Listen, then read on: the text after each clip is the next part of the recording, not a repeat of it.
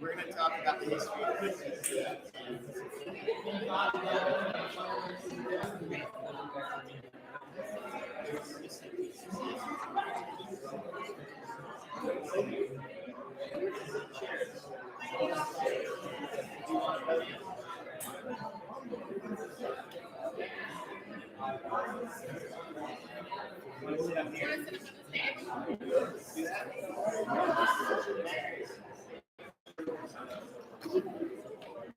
Maybe we can get two people to close out.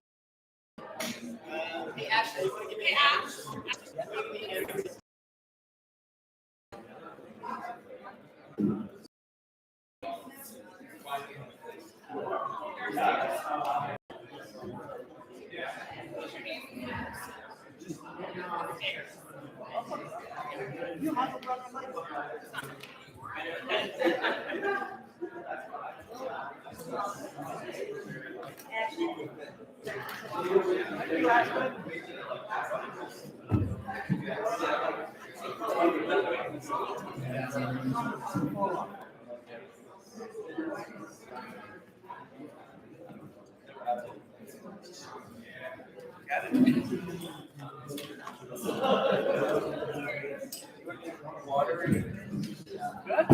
You want a water? Sure. I'm not sure. Yeah.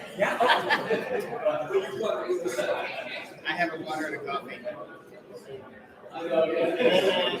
Do we have? I have one of those. Are we live streaming? Are we ready? Hi, everyone. Please make your way back to your seats.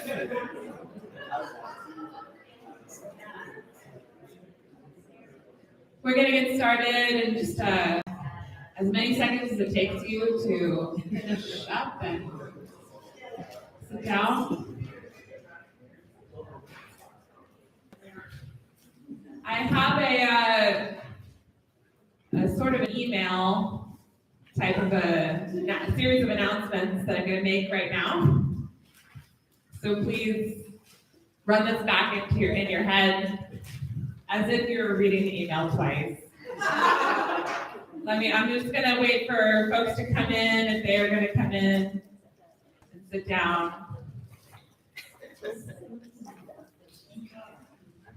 All right. Okay, so a few announcements and housekeeping since this is our last sort of full day together. So we need to start thinking about getting out of here. Not yet, but we're thinking about it. So one thing, in terms of fridge space, we do have somebody who actually needs the fridge for food. Right now it's really full of wine, so I hope people are just gonna start early today, Clear out that space. Just to be mindful of that there's a good amount of space for food, for people's food for their trip home tomorrow. Right now there's a lot of wine in there. Next thing, in terms of people who are getting to see raised hands for people who are either looking or can provide a ride to the airport. Raise your hands really high. I can provide both, and then I'm going to have you look around, take a note of the people who either need a ride to the airport or can provide a ride to the airport, and then you are going to connect with those people at lunch. Can we differentiate them? Yes. Okay, yeah. Do you need a ride to the airport? It's also Brian Myers. Yeah, he's over here. How are you? Yeah, Brian. And then if you can provide a ride to the airport. I can fit one or two, one comfortably, two if we don't have room. If someone comes on. Okay, so Which airport? SFO. okay, if you need a ride to San Jose Airport, raise your hand. Okay, if you can provide a ride to San Jose Airport, raise your hand. It's very close. Next question is about time. Yeah, that's the one that you're gonna have to do on your own. At some point, you have to leave the nest, and I I cannot organize your life for you. We're at that point in the week. Yeah, you're gonna have to look at your ticket and figure out what time you need to be there. Okay. I trust that you all can do that and that you will take care of each other. And if you are going to be calling a taxi or an Uber, I would really recommend scheduling that in advance.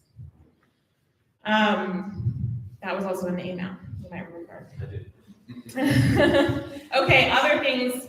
So tomorrow, we need to be off the property by 11 o'clock in the morning. That's pretty early. So I'm going to ask that we are cleared out of our rooms and have all of our, oh, it ran out. That's not good. Are there more batteries over here, maybe? Here, you can use this one while we troubleshoot. We are cleared out of our rooms and also, but I'm going to trust that you guys can handle that, okay? So start early in both cases, please. Also, I want you to think about what's in this room. We're going to have a closing circle in this room at 9:45 in the morning. Again, pretty early. And at that time, you're also going to get all of your belongings from the coffee room, altar, anything that's yours, okay? I also need 3 or 4 volunteers to help me because I cannot walk around this room very much, to just get all the little things, get them into my car. So if I could have maybe 3 or 4 hands raised, that's a lot, that's pretty cool. I can handle that.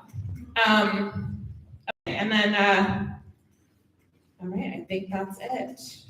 In terms of lost and found, hopefully not. Hopefully nothing is lost. Nothing is found. And,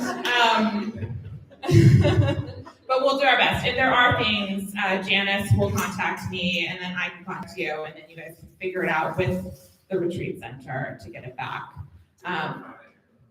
Did anybody ever find Saw's earbud? Not yet. Okay, maybe still keep your eye out. It's like a little silver, it's like a triangular silver earbud.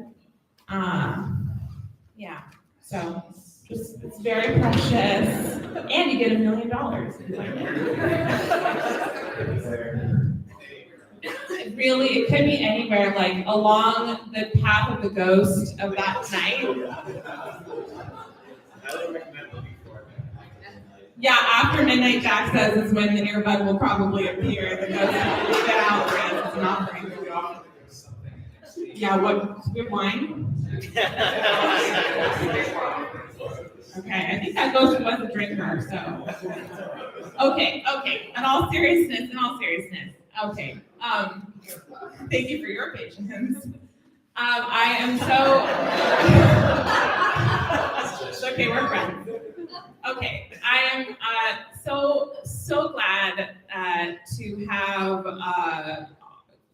these two up here today and to be able to hear what they're going to talk about. So I want to welcome Jacob Sherman, Chair of the Philosophy, Cosmology, and Consciousness Program, and Robert McDermott, President Emeritus of CIIS.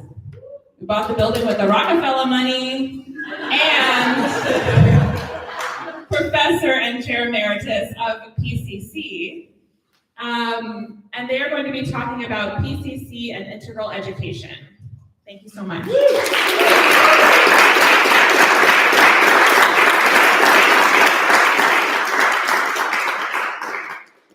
Thanks, Lily. So we're going to be really old school here. We have no slides. We actually have an analog clock to keep track of things. And we want to start by actually taking a little bit of a trip into the history of PCC. Eventually, we're going to talk about some philosophical and substantive ideas about what integral education might involve. But it's worth starting by thinking a little bit about our origin story, because PCC wasn't dreamt up in a strategic plan that was cooked by some administrators in an office somewhere. PCC actually came together really organically and through a series of synchronicities and meaningful events that brought together the people who eventually helped midwife this program that's going on 30 years now into existence. So it's worth remembering that, because Aristotle has this lovely bit when he's talking about, I think it's in the Zoology, where he says if you want to understand something, you need to see how it came about and how it emerges into being. You gotta watch it from its birth, from its embryology up through its stages of growth, and that's how we come to know really all the most important things in the world, right? If you think about any of the things that you really care about love, justice, passion, friendship, goodness, there's no way for me to point to you what those words mean. I can't ostensibly define them for you. Go, see, that's goodness. Instead, I can show you how those words, those ideals have functioned in history, how they've transformed, how they function in my life, in your life, and we come to understand them by running up and down the sequence of their iterations and their incarnations and coming to have a sense for the dynamic energy that is what they are. And then we can come into a living relationship to those ideals. I think that's one of the reasons why it's useful to talk about the history of the program, so that we can come into a living relationship of it, and not just a contractual one or one that you're trying to get a degree, because to be honest, if you just wanted a degree and some letters behind your name, there are easier ways to do that. Less fun, but easier. So with that in mind, I have the great privilege of being here with Professor Emeritus Robert McDermott, who has been here since the very beginning and who has this knowledge in his bones as well as in his brain, and I think also, I should say, in his heart. So, Robert, thanks for joining us today. It's a delight to have you at the retreat. Tell me a little bit about how PCC came to be. Where did it begin? Okay. One of my favorite topics. Okay. I once wrote a little history of CIIS, and not thinking of Aristotle as I should have. I said most institutions have a history, but our school has a biography. That is to say, we're a living being. And it did come about the way Jake said, because it happened that Brian and Rick and I were invited to Esalen for a conference on revisioning philosophy. To this day, I don't know who invited me, but there were 18 people. They were all pretty well known, though I was on the East Coast. Rick was in a house up on Rio Road writing Passion of the Western Mind. Brian had no interest in joining a graduate program. He was running something called The Story of the Universe. But we got to be friends instantly. And then we kept track of each other. And then I was appointed president. I had no idea that would happen when I was at this Esalen. And then I was appointed president. And as Jake said, a friend of mine who worked for Lawrence introduced me. And I came home with $5 million. And then I took the offer that had been given to me. And so then Rick and Brian and I stayed friends. And then after I sort of saw what was happening and what could happen, and Rick's book was out, I met with Lawrence Rockefeller at the top of the Huntington Hotel, and I told him about Rick, and I brought the book, and he said, well, he seems like a good appointment. I said, I think he is. And he said, well, why don't you do that? And I said, I think I will. And so we appointed Rick not to PCC, but to East-West Psychology. And they didn't quite know what to do with all this Western stuff, sort of all of a sudden infecting their program. And then I don't even know how it happened that I was able to get Rick over to create his own department, which, as he said, was the program he would like to have gone to when he was, of the age looking for a doctoral program. And then we invited Brian, and then David Yolonsi was there at that time, Shawnee Spretnak. And then I had money to bring in what were so-called Rockefeller Fellows, some very well-known people, so there was a lot of glamour and a lot of drama and also a lot of chaos in the school. Yeah, it hadn't yet matured. It was at a, I guess, mid-adolescent phase. And wanted everything to happen just because they thought of it. And there were always fights and misunderstandings and projections and et cetera. And yet, despite all that, underneath it all, everybody believed that we were doing something important. It was going to last, it was going to be important, it was going to have influence, and it would not be like any place else. It was going to have something east, west, and spiritual. That is in the DNA, absolutely.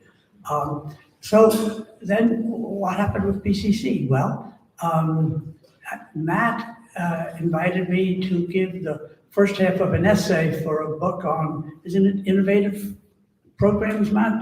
And is the book going to happen? Yeah. Okay, so it'll happen. And that, Matt, I think, sent it to all of you, probably last night, yes? It will be in your inbox soon when Lily forwards it. We are a work in progress, and it will happen, and you'll get a chance to read it. But you'll see that I've written the first half on CIIS leading to PCC, and then Matt wrote the second half on some of the ideas of the contemporary PCC, your program, which isn't the same as the way it started. And 10 years from now, you'll say, well, whatever happened to? Well, it's a work in progress, and it's responsive to who's here. It's your program, and you make it happen by what you want to study and what you don't. So it's going on like that. So what to say about PCC? Well, I think those of us who retired, I retired a year and a half ago, and Rick and Brian half a year ago, we have said to each other many times on our sort of monthly phone call that the faculty has definitely changed, but there's no drop. It's a little change in people, maybe change in emphases, not much, a little, but the quality is there, the commitment is there, the passion, the insight, and what we came to talk about today is something spiritual. And there isn't agreement about what integral means in the school. When I came, I thought it was the integral of Sri Aurobindo, namely the transformation of thinking, feeling, and willing. But then people said, oh, no, it's East-West. And some other people said, no, it's body, mind, and spirit. And there were lots of other integrals. For a while there, integral was multidisciplinary, but nothing to do with vertical or depth. But you can always do flat, because that's the dominant paradigm. But we were trying to do deeper and higher, right, without getting too sort of pushy about it. Okay, so Jay? Robert, that's awesome. Thank you for sharing some of that. I want to just ask a couple more questions to dig into it. So you initially, what is it, 94? That Rick came in 93 and we launched PCC in 94. Yeah, so for those of you who are drawing up the transits, there you go. So in 94, PCC launches. It's part of a broader sort of philosophy and religion program at CIS in some ways. And you've got Rick and Brian and David Ulancey and Charlene, all of whom were there when I showed up in 2001. Sean joined in between them. 97. In 97. So by 97, you got the whole band together. Yes. My experience when I showed up in 2001, there was no online program. We were meeting in 1453 Mission Street. A lot of the classes took place from 6:15 to 9:15 at night. So you really had the feeling that you're going into this building. Mission Street then was kind of a dump, right? It wasn't a great space. Like Twitter hadn't moved in, they hadn't tried to revitalize the area. And so you were finding your way to this little area in San Francisco, coming in at night or in the middle of the day, going onto this nondescript building that hadn't been refurbished. It looks nicer now if you want to come visit us. Finding my way up to the third floor, and going into one of these rooms or going into Namaste where Rick or Brian or Robert would be teaching. And it just felt like you were going into this secret that nobody knew about. Like here in this corner of the western part of the United States, in this little building, was happening something was happening that just had so much energy and vitality and freedom for thought and imagination. And it was really intoxicating. And what's surprising to me is that was less than 10 years after it founded, and often bureaucratization and institutionalization comes in and begins to dampen what Weber calls the charisma of a group. And yet somehow I feel like the charisma of PCC has been sustained. How did you do that? Because I would like us to sustain that for another 30 years. Yeah. If it happened, I didn't do it. What you call bureaucratization really has to do with accreditation and money. And when we looked like we weren't really keeping track of our evaluations and we weren't keeping track of our budget, then WASC, Western Association of Schools and Colleges, would come in and scold us and threaten us. And when I came, the school failed 8.5 out of 9 standards, and we were in jeopardy. And it would have been the end. Lawrence Rockefeller saved it. It didn't go away. They kept coming back again and again. It has had its impact. But if we have some money and we do what you're supposed to do as a graduate school, then they don't try to influence our curriculum, and they don't try to reduce our passion. In fact, what they said, it was a terrific team. In fact, all the teams have been terrific. They say, I'd like to come here. This is much better than school where I teach. This place is really alive. You really care about what you're doing. We said, yeah, that's why they came. Because we're not rich. And people must come because they care. Or else they wouldn't be here. Faculty wouldn't be here. Students wouldn't be here. And they said, yeah. And they would write that up in the WASC report. And then they would say, but they better do this and this and this. And we say, okay. Then we used to say, well, something was WASCable. but now that we have some money in the bank, right, and we have a president who can add and subtract,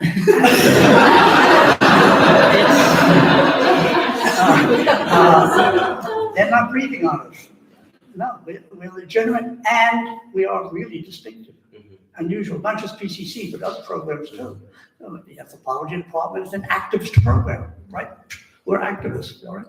Or the integral counseling, the biggest cash cow program, is not doing what anybody else is doing. So you can do it, but you have to be savvy. Yeah, and nobody did it alone. Nobody brought it down alone, nobody brought it up alone. It's always a lot of people. Yeah. And sometimes invisible people, like a wonderful student who goes and tells somebody who tells somebody. Yeah. Ray, can I ask a quick question of everyone who's here today? Raise your hand if you came to the program, either PCC or ESR, because someone told you about it. And then, okay, go ahead and put those down now, or keep them up for a second. And raise your hand if you came to the program because you read writings or saw video materials or something like that from people in here. Yeah, so the reason why I'm asking this is because I'm always struck by how, we do our like marketing events and things like that, and I think they have very little impact. Almost everyone I've ever interviewed for entry into PCC or ESR, they've almost always come because of word of mouth or deep resonance with the kind of things we're doing here. I think our marketing, someone the other night, our marketing strategy looks really bad on paper because it's basically synchronicity. But weirdly that works. So Sean joined in 97, you said? Well, he's here, Sean, was that right? 97. And then in terms of the faculty, the next additions, Elizabeth, you joined in 2009. 2009, we got the great Elizabeth Allison. I had been a student and then came back as a faculty member in 2010. And then just in the last 2 years, well, no, Matt, you joined as a student, but then as core faculty in 2018. So yeah, in the last 2 years, we've been so fortunate to add Jack Bagby, Becca Tarnas, and Sarah Lisa, which has been extraordinary. And you weren't able to be here with us on Monday night, but on Monday, on Monday, for the first time, we all got to sit at a table together in person. We had dinner together, which was amazing. And then we got to have a little panel like this, except there were 7 of us, and Jack's wife kept texting him.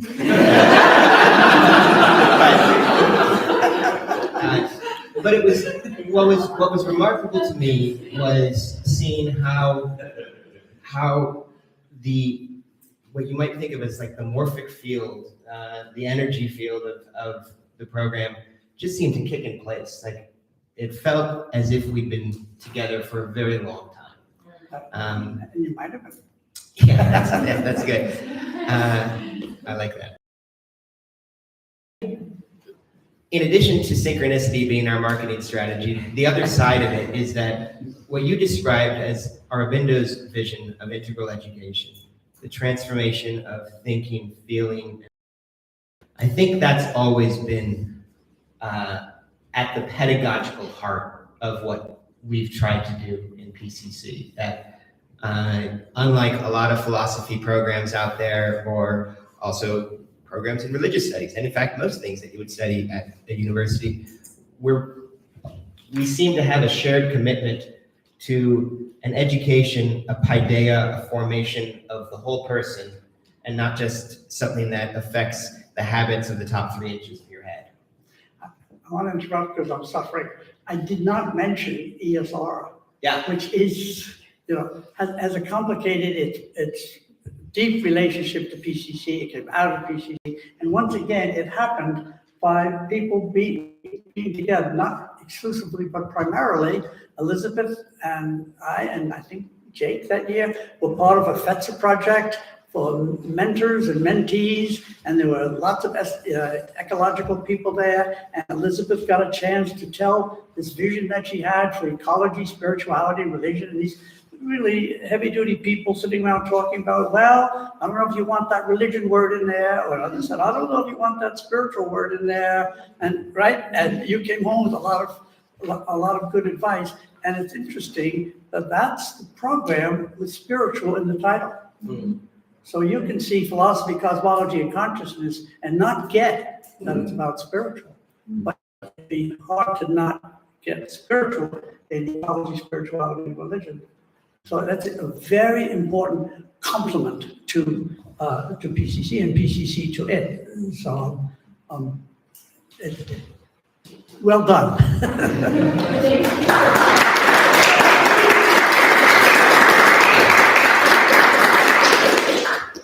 you, but it wouldn't have happened without the 2 on the stage, for sure. So thank you for that. That's a really important inflection point, I think, an expansion point. And it's interesting to think about what will continue to happen. When you say spiritual, Robert, what do you mean?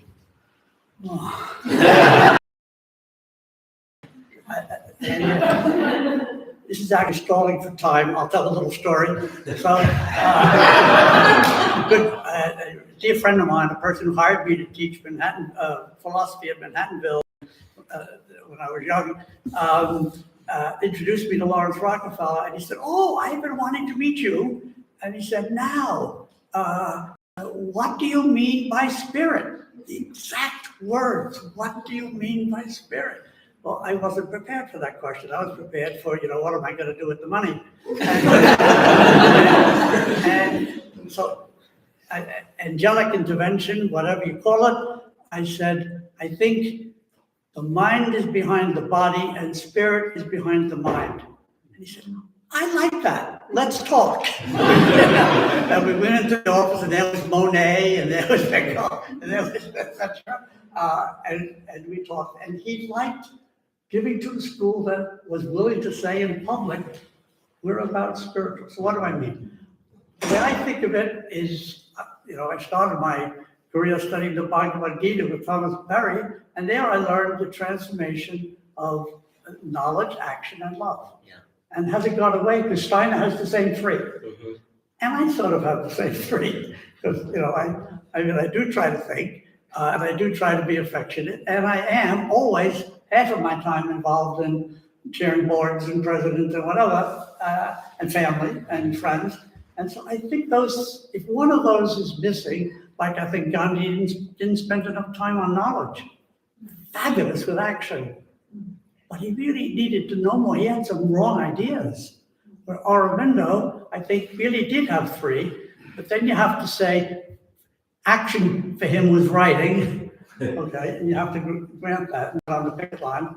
Although he did have action He earlier in did have his life. action. Yeah, they said, Nehru wrote to him and said, why don't you come back and join this revolution? We're really making progress. And he said, don't be silly. I'm doing the revolution every day. I'm fighting this being and this being and this being, etc. So it's in many different places. But in general, I think one of the reasons it's hard to define or characterize spiritual is because it's a complex word. And it has at least thinking, feeling, and willing. And maybe then you have to say, wait a minute, what about contemplation? Well, yeah, they're all contemplative, but then they're all action too, because you can't really think well unless it's an act of the will. Otherwise, you just sort of like looking out the car window when you're driving. You're not getting any deeper if you're not doing the will.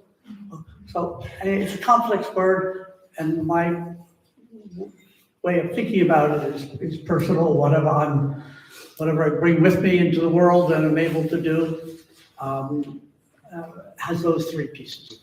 So you're describing the three yogas, jnana, bhakti, Yeah. karma, Right. and I think any approach that does the transformation of thinking, feeling, and willing does have a spiritual element to it. I think I can see that as a way of describing it. What I hear you saying, and this has been the way I think about it too, is that we need to have them bound up with one another. Oftentimes, I think the fundamental movement of modernity has been increasingly to hide these different capacities in us off to different domains, to separate them into different institutionalized spheres. I think it's one of the reasons why we think you go to university to work on the thinking, to work on your mind. You don't necessarily go there to work on your feeling or your willing. Sometimes, we connected university life with willing and activism and things like that.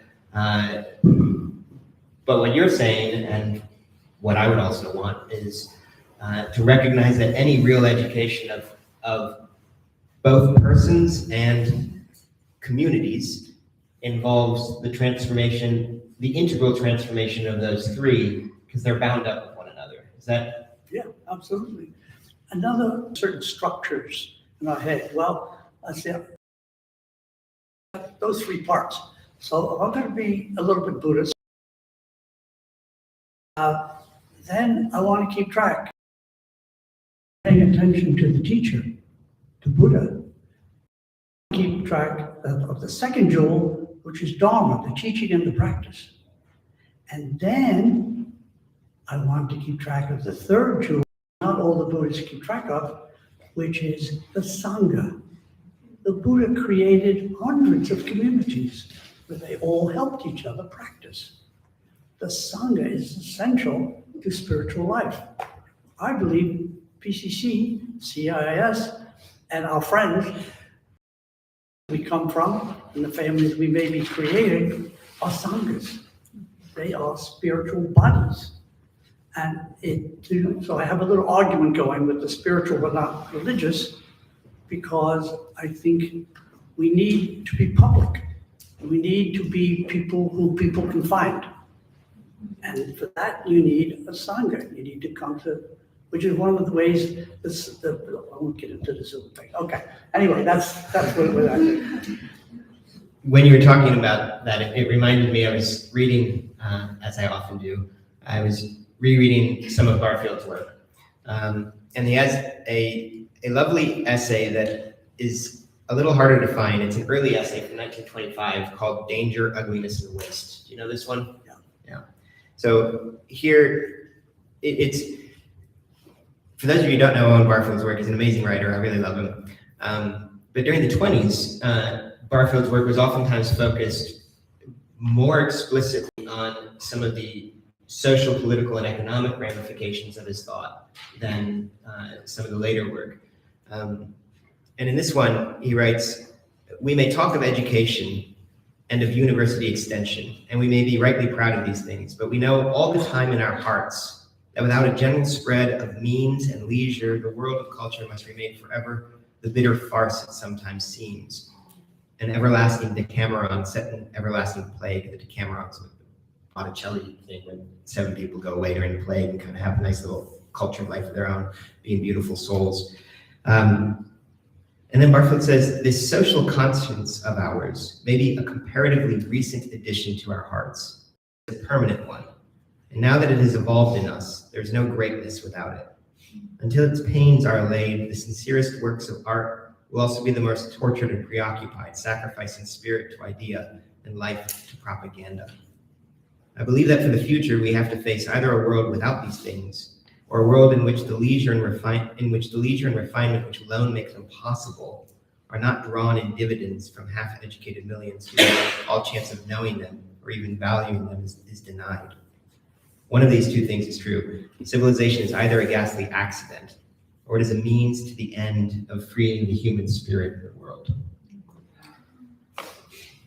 So I was struck by that. I was struck by the fact that he was thinking about education and of the leisure that attaches to education, and necessarily does. There's a certain aspect of needing the space to think. You know, Maslow's hierarchy of needs and all that kind of stuff. You need the space to think, to read, to reflect.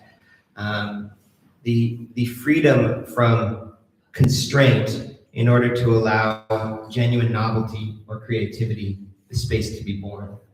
And yet, Barfield ties that. He is unwilling to say that should go on without also a transformation of the conditions of production, of livelihood. I think nowadays we could add of ecological justice as well. Without that being transformed, then what kind of parity? Yeah. That seems to me to fall into that karma yoga side of things, the willing. Yeah. I mean, he came out of Steiner, and so Steiner was this Austrian esoteric theosophist, philosopher, spiritual teacher, but in the face of the First World War, he said, this European culture is a catastrophe. We need a new way of farming. We need a new education for children. We need a new way of banking. We need a new way of architecture. The architecture is if it's just square, it's hurting the etheric body. We need curves in the architecture. So then he gave, in order to make this happen, right, he stopped doing philosophy and started doing practical work, meeting with groups here, especially younger people.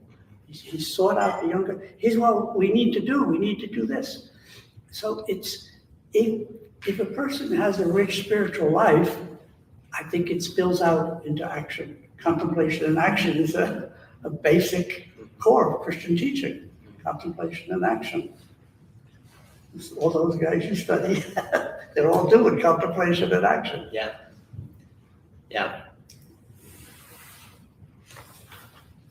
What if the integral co-belonging of thinking, feeling, and willing is, if that's one way of describing the heart of what you what you introduced us to as the spiritual dimension of education. I guess one question I would ask is, or one way to do assessment that's not just checking boxes for WASC, but a real assessment of what we're doing here is, how are we doing in those levels? How are we doing integrating them? And how are we doing, maybe just first as a gut check, how are we doing with our thinking? How are we doing with our feeling? How are we doing with our willing? How do you think we've done during arising? Where could we grow? First, I think PCC is doing a better job than CIIS. Because the major school of the psychology has to keep its eye on the very demanding license requirements. They go deeper and deeper into mainstream, and it's very hard to sustain that spiritual dimension. With PCC, it's easier because our cosmology, we mostly teach the philosophers who we think are good for the world and good for human beings. I haven't seen a seminar on David Hume in some time. And I took seminars in David Hume, but it didn't help my spiritual life. We mostly are very selective. We say, no, we're in charge, and we're going to do what's good for people. And thank you. So I've been talking to myself all this time? Okay, that works. Okay, well, glad I'm not. Okay, so I think I have not been unhappy with any of the developments or sort of characterizations of PCC. I really think that if one person sort of wanders, somebody else is there to pick it up, but you say, no, we should be back here. Good to each other. We care about each other. And we're devoted to each other. And that's where the good ideas and the good programs and et cetera come. So I can't say, I know I'm not earning my keep here, but I can't say PCC would be really much, much better if it did the following. I think if we lost the archetypal cosmology, it would be a great diminishment. If we lost the cosmological and evolution of consciousness, that would be a big loss. If we lost any trace of esoteric, whether it be Theosophy or Steiner or Aurobindo, that would be a loss. But we're not going to do that. I mean, we went looking for Jack. It wasn't because you knew Greek. It's because you had a big picture. Jake said it was because I knew Greek. I told him I told him the Greek played a role. But I was very pleased when you quoted Aristotle before. I was looking to see if Jack going to be saying, yeah, that's good, man, keep going. So I don't have, I don't worry about PCC. I think it keeps renewing itself.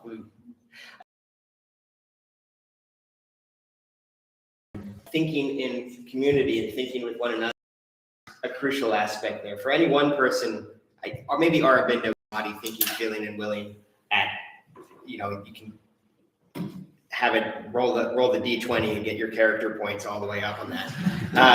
But for most of us, it seems that we're going to be kind of hypertrophic in one direction or another. Like I probably do more thinking and not enough willing and action in my life.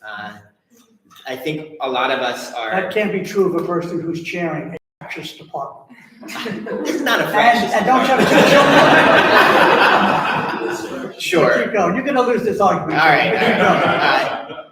But my point is that I think we all have imbalances in that, and we have different karma. We have different vocations that call us to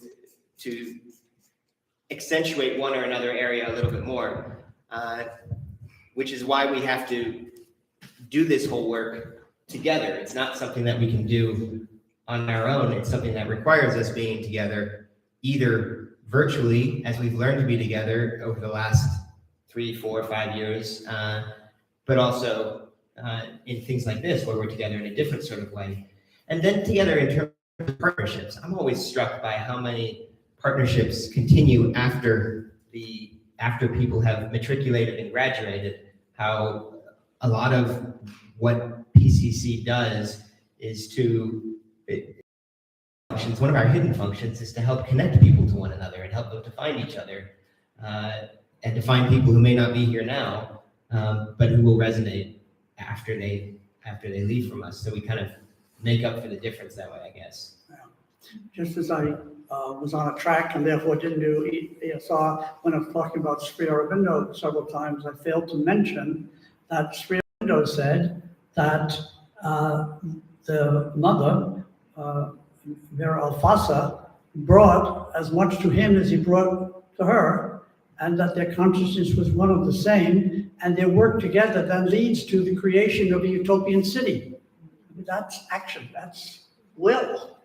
In fact, she was unhappy with the pace, and she said, well, you just gotta hire people. And there was a big argument. There's always a big argument at Oroville, but they keep building, and they keep doing it and renewing and et cetera, even though it's very hard to create a new city. Okay, so anyway, there's a good example of how Sri Aurobindo, the great meditator, poet, the author of the longest poem in the English language, about the mother, how she then takes the ball and runs and creates an ashram and a city. Action. So let me before we open it up for questions in a second, let me try to get you to dial down a little bit more on the nature of these three, what do you want to call them? Foci, energy centers, disciplines? Discipline or yogas. Yogas, okay. So you have, when you think about the nature of thinking, what do you have in mind there? I asked you to define spirit earlier. Well, how would you, what constitutes the thinking aspect of this? Yeah, well, and so my primary spiritual home base is Steiner. And so there were two phases of his reforming thinking. The first was philosophical, where he said, you have to make new thoughts that are yours, that come out of your karmic identity. You don't just take other people's thoughts as though they were your own. You have to it's an action, okay? And the second half of the book, called Philosophy of Freedom, is you have to make your own deed. He was trying to reform Kant, who thought you could get a universal maxim. And Aurobindo said, that's close, because you're actually doing it. You're not doing some social mandate. You're actually doing it, that's good. But it has to be not in conformity with some universal ideal. It has to be in conformity with your karmic destiny. So when I think about thinking, then that was until 1900. In 1904, he wrote, How to Know Higher Worlds. All right, that's sort of the handbook for thinking deeper. So sometimes I'm satisfied if I could just know that I thought my own thought, because that takes will, it takes attention, and I go too fast and I don't do it properly. That'd be philosophical, sort of the spiritual transformation of thinking. But where I would really like to be is to have some sense of knowing about the so-called dead, about the evolution of consciousness, about the inner life of color or sound or movement.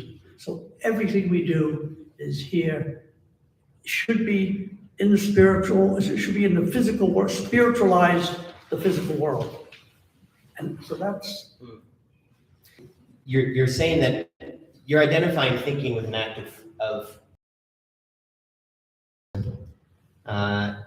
it's the activity of thinking is something that I recognize when I'm aware as being my own, and yet at the same time, it's not thereby something that separates me from the world. It doesn't have to be, right? Because what I recognize welling up inside me as thinking, I often meet in my experience of the world as perceiving.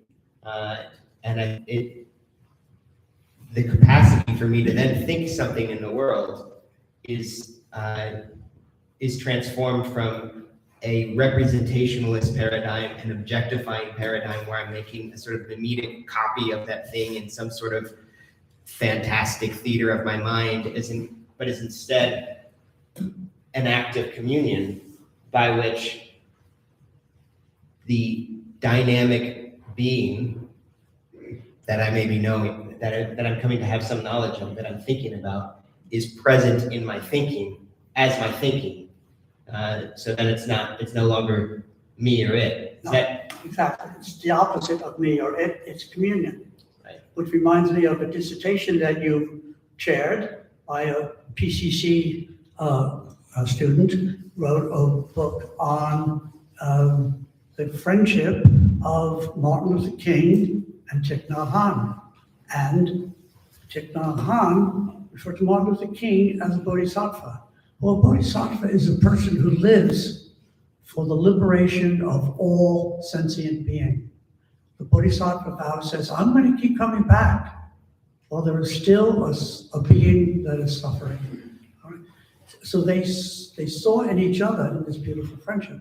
The author of the dissertation, by the way, is the Bishop of California, Mark Andrus, and it's a beautiful book. And he brought to many of us who hadn't thought of that friendship the realization that these two people living in these very problematic, failed cultures found each other in order to do it is bodhisattva work, to work primarily for the liberation of all of the people that they can reach. which is, and so that would fall into the category of, or not category, that would fall into the activity, the discipline, the work of, there you're thinking about both the karma aspect and I guess there's feeling there too, in that friendship, there's deep tenderness. They were great lovers. Yeah. It seems to me that part of the reason why we so often exist with a fragmentation of thinking, feeling, and willing in our culture and in our education is that we have enormously shallow version. We look to an enormously shallow version of these and identify that with the activity itself. So we equate the sort of flimsy firing across the surface of my brain with what thought is. And if that's what it is, if it's just this habitual repetition of things that are on the surface of me, either on the surface of my brain or on the surface of my mind, however you want to think about it, then that doesn't get me, that can be totally disconnected from feeling. That can be totally disconnected from activity. It seems almost like a nothing, so it's easy to become, it's easy to dismiss it as non-existent, right? I can become an eliminativist about it or something. But if I think of thought, the way you're talking about it, as something deeper that involves a communion with whatever it is I come to know, then immediately a moral dimension is activated. Immediately a heart dimension is activated. And I suspect that's probably the same if I were to think about willing, if I tried to imagine what's involved in the nature of willing, in the nature of activity. If my philosophy of action and agency is strong enough, then I'm not going to be able to disconnect it either from thinking, obviously, but even, I think, from feeling. Does that seem right to you? Yeah. I mean, as Steiner said over and over again, we must be engaged in the world. And so, I mean, my wife Ellen was back there. We deliberately watch the news on Israel and Gaza because we should. We should have that in our mind. Those people are suffering. And we know they're suffering because of misdeeds in the past, the result of other misdeeds in the past, and other misdeeds further back. But right now, they're suffering. Right. We have to be aware. Of Martin Luther King, I believe, his brilliant analysis of racism led to his analysis of misdeeds, or maybe even, I don't want to say evil, but the excess of capitalism. And I think the country underestimated how much he learned by thinking fresh. So he rendered out, I mean, at the Riverside Church, he did a major critique of American culture that came right out of his life in Alabama and Chicago. He went deeper and deeper out of his own suffering of the people around him. So one of the things I noticed Robert doing here, and I'm not trying to make an example, well, I am trying to make an example of you, but one of the things that I've noticed with Robert over the last 20 years is he does this constantly. He started by saying that unlike many programs that have a history, we have a biography. And when Robert thinks, he so often turns to biography. This is one of the things that I learned from him that I didn't have as part of my formation until I started studying with Robert. It strikes me that your exquisite interest in the biographies of people is bound up with your sense of the co-belonging of thinking, feeling, and willing together. That by abstracting out, we oftentimes lose that. But if we pay attention to real lives of real people, we have to take account of this whole integral approach. Yeah, and I just learned something wonderful. A couple of days ago, I was in Golden Gate Park with a friend, and we met then a person I've known since early 90s, connected to CIS, but not faculty or student, who's an astrologer. And we started talking. He started asking me about my biography, and he knew there were certain members of my family. And then he said, "But I want to get at your parents." And he started asking me questions about my parents. And then I learned from him right there. I said, "This is new. I never thought of this." I told him about horrendous pain, block, disappointment in the lives of both of my parents. And he says, this new work on inherited trauma, which is not a phrase I had, but he had it. He said, we're able to find out more and more how that enters into your karma in a way you wouldn't expect. I said, I never expected that the trauma, was a vivid story from my father that he never told, how that could affect these 6 children. It's a new thought for me, but it's really interesting. He said, great research is being done on this. So I've asked a couple of people in the last 2 days, do you know about this? He said, oh yeah, the guy named Hubble in Israel, an Israeli, written on it, and some other people. Richard Boogs said, oh yeah, that's new research. So I think we're only beginning to find out the mystery of what people bring. Yeah. And what they're able to do and what they can't do on the basis of their previous life or lives. Yeah. Yeah. Martin Luther King came. I mean, he was a prophet, practically in the crib. Yeah. Go ahead. How do I follow that? That's wonderful. I think I want to open it up for some questions here, unless there's anything else you'd like to add. I talked too much already. I think the point that you made, just right before I open up for questions, I think the point that you made, I want to reiterate about, because it brings it back to what we were talking about at the beginning, about the origin story of CIS and PCC and ESR and all of that. And it being, as Rick sometimes describes it, we've moved past the moment of the heroic individual. What we need are heroic communities.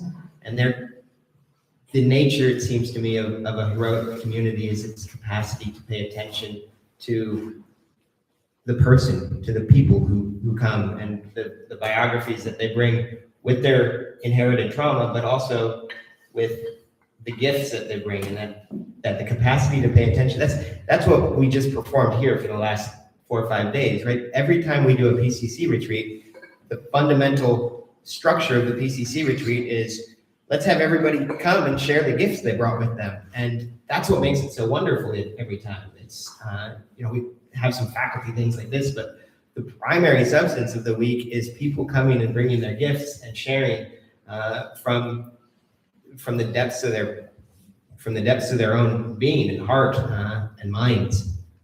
So, and I suspect that's probably also, you didn't give me an answer for how to keep the charisma of something going for 30 years, but I think it's probably somewhat bound up with our capacity to continually refresh ourselves by welcoming the gifts that students and new faculty and everyone is bringing into the circle.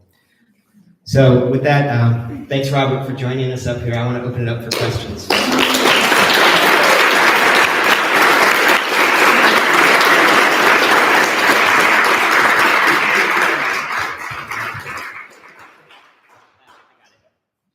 Let me just briefly amplify what I really love about what you both said, that the integration of thinking, feeling, and willing in this way allows education to become not just about what you know, but about who you are and who you can become, right? So putting the whole person, another way of thinking of integral, the whole person learns, not just the head. Lydia's hand shot up.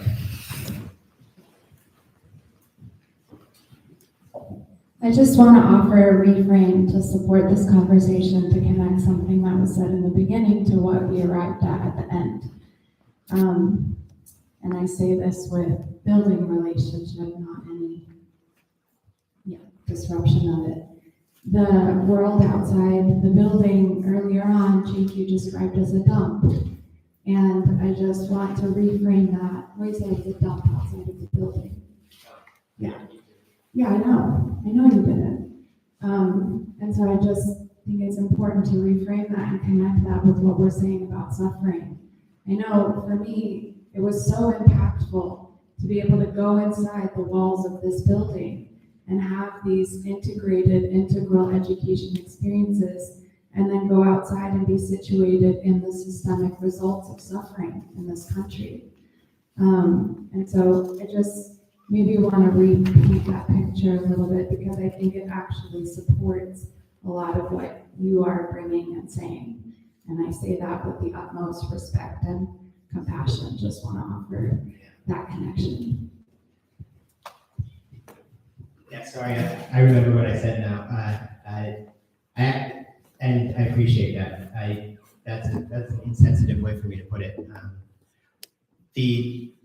To contextualize it, the building was surrounded by parking lots and storage units back then, but that's not the way I like to describe things. So thank you for that. That reflects a lot of the place where 1453 Mission Street was situated, and the place where it is situated now isn't arbitrary, and I'm glad you brought that in. It's a nexus of lines of social force and decisions and modes of organization that have created those conditions. Hi, Robert. Hi, Jake.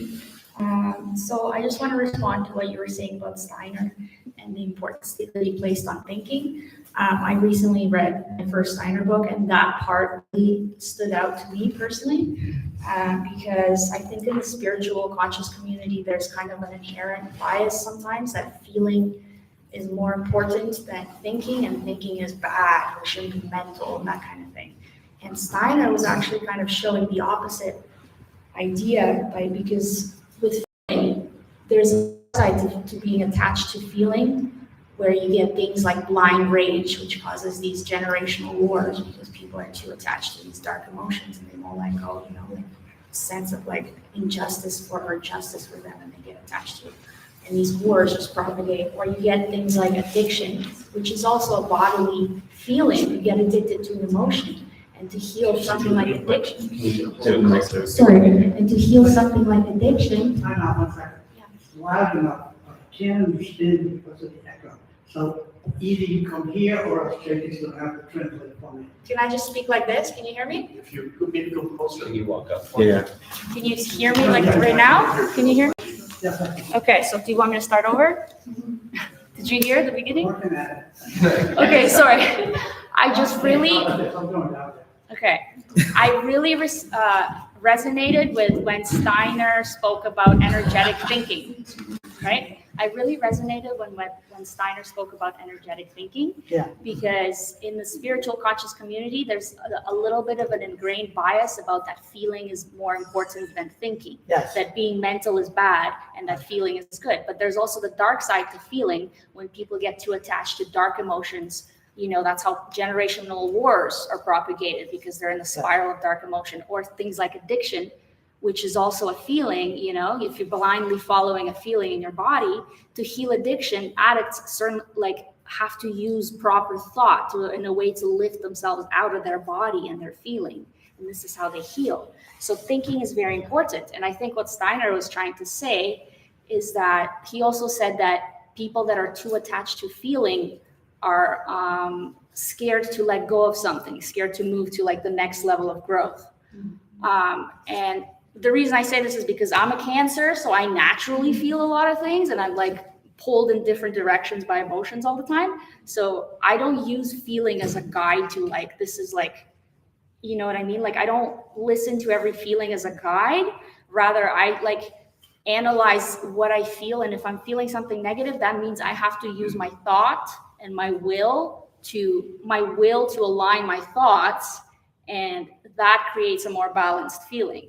And from that balanced state of emotion, more spontaneous creative thought emerges. And then from that, more spontaneous creative action emerges. But so I just really like that emphasis on thinking that he placed. And I also heard another esoteric tradition said that because it's the age of Aquarius that is entering, thought will be the manifestation power, not feeling. Feeling was the manifestation power in the age of Mystic, which we're in Pisces, which is what we're like leaving. So I just really. Okay, there's a lot in there. Yeah, sorry.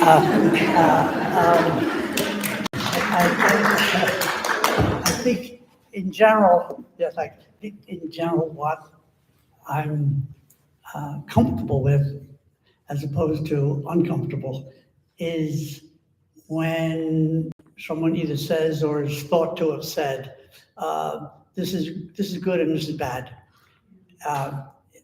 The context is essential. And the context is the life or lives of the person. And so some people should come with a karma to think brilliantly, and they might be underdeveloped in the other two. But the thinking is so wonderful that other people can provide the affection and what to do about it. And other people will be action people. Like Gandhi, 108 degrees, he walked from village to negotiate with mill owners who treated him really miserably. Well, that has inspired millions of people. He got a few thinking things wrong, but relatively unimportant. I think Steiner was pretty good on all three, Aurobindo on all three, Haridas Chodron on all three. Absolutely. He was a great thinker, writer, lecturer. He was a very affectionate man. I mean, I fell in love with that man over one dinner. You know, I just said, wow, I'd like to hang out with you. And we did, because he was so inspiring. And then the action, against all odds, he created a graduate school in a new country. So, but each biography is different. And you have to find out how can you contribute? I know I've got this to work with, so I'm going to develop it and see if it'll be helpful. I mean, dancing is not philosophy, you know. So that's why we do biography work. Somebody could pull us out and say, you know, you've got something going there. Have you done anything with that? No. Well, etc. Yeah, so thank you. Should we keep going? We can do another question too. What clock special? Yeah, you got a special clock. Thank you so much. This was wonderful. And I just have like a couple. Can you hear me okay? Sorry. But I'm coming closer to you. Okay. It's not the volume, it's the echo. Right. Go ahead. So I just have a couple thoughts that I'd like to hear you speak to. One being the, spirit for me kind of implies embodiment versus soul or mind or something, which kind of can, well, the mind can also be embodied. But so that for me is what I like pneuma or spiritus or something is, yeah. So I'd like to hear about that more. And now I lost what the other one was, but it was more Shall I fun. reply and then you'll have it? Reply though. Okay. So, I think, sorry, I think in general, the task of the West, and maybe the task of everybody everywhere, but at least I know something about the West, the task is to spiritualize everything physical. So I'm not as excited about disembodied spirit, though there are disembodied spirits to be excited about, angels and, Sophia, etc. But I think that their importance is when they are taken into material, and that's true of our person. So we're born little, funny little bodies, and our job is to get spirit into that by making good decisions and falling in love. I don't know, is that on your topic? No, that's great. And I remember the other one, and it probably connects to this. So I feel that like the three categories of thinking, emotion, and action can be like a false cutting up to some degree. And I think that's part of the integral aspect of this. But I also think that action requires empowerment, and that thinking is a way of empowering. So I think about my way of, I'm very heavy on the thinking side, and feeling too, and feeling and thinking and phenomenology and all of this, but very much less on the action side. But I see it as empowering to people who have to do the action because of an internal drive. So anyway. I doubt if there's anybody who knows you who wants you to think less. Okay. My wife, maybe. Okay, we have one more over here from Brian. Okay. Who's in charge of this? Last one. First of all, I want to say thank you to both of you and to all the faculty and to Lily for hosting this. This has been such a fantastic event.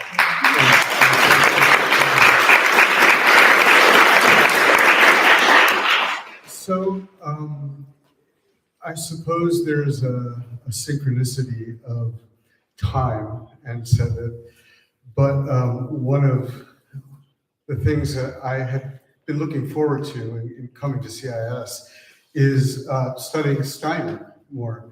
And I'm a fairly new student here, and I know that there are titles like The Essential Steiner, and you mentioned Higher Realms, but I was hoping that you might suggest a enter into the world of Steiner.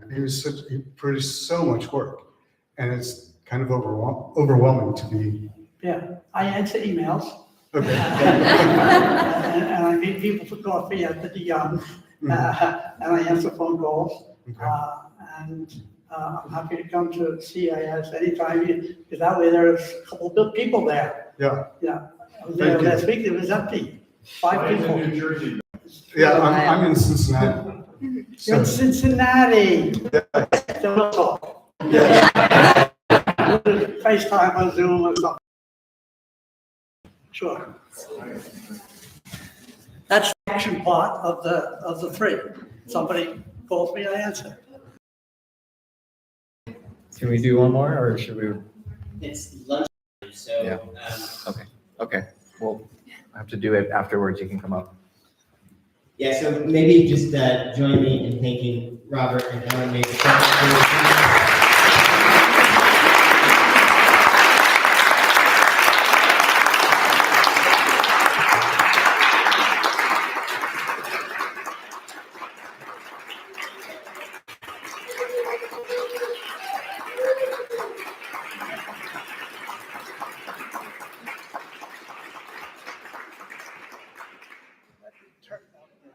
watching.